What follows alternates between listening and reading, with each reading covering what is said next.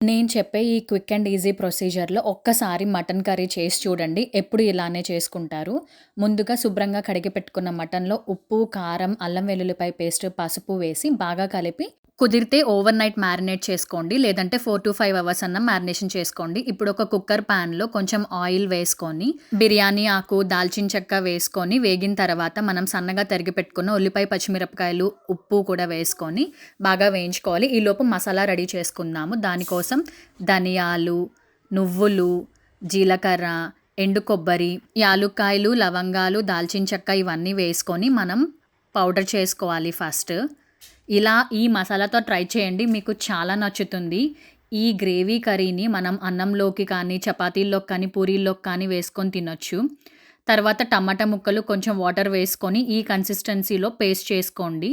ఉల్లిపాయ ముక్కలైతే చక్కగా వేగిపోయాయి. ఇప్పుడు ముందుగా మనం మ్యారినేషన్ చేసుకున్న మటన్ కూడా అందులో వేసేసుకోవాలి.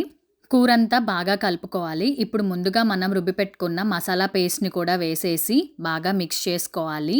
కొంచెం ఉప్పు, కారం కూడా కూరలోకి వేసుకొని బాగా మిక్స్ చేసుకొని ఇలా నేను చూపిస్తున్నట్లుగా మసాలా జార్‌లో నుంచి వాటర్ యాడ్ చేసుకోవాలి కర్రీలోకి. ఆల్మోస్ట్ అయిపోయింది. ఇప్పుడు లిడ్ క్లోజ్ చేసేసి మనము విజిల్స్ రానివ్వడమే. నేనైతే 5 విజిల్స్ వచ్చే వరకు కుక్ చేసుకున్నాను.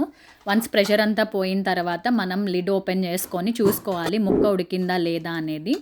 నాకైతే కూర పర్ఫెక్ట్‌గా కుక్ అయింది. ఇప్పుడు మనం లాస్ట్‌లో కొంచెం కొత్తిమీర, నిమ్మకాయ రసము, కొంచెం గరం మసాలా వేసుకొని అంతేనండి. కూర అయితే రెడీ అయిపోయింది. ఇప్పుడు మీకు ఒక సీక్రెట్ ఇంగ్రీడియంట్ చెప్తాను. లాస్ట్‌లో కూర అంతా అయిపోయిన తర్వాత కొంచెం నెయ్యి వేసేసి సర్వ్ చేసుకోండి. నాకైతే ది బెస్ట్ మటన్ కర్రీ ఇదైతే చాలా చాలా బాగుంటుంది. మీరు కూడా ట్రై చేసి నాకు కామెంట్‌లో చెప్పండి. మళ్ళీ ఇంకో వీడియోలో కలుసుకుందాం.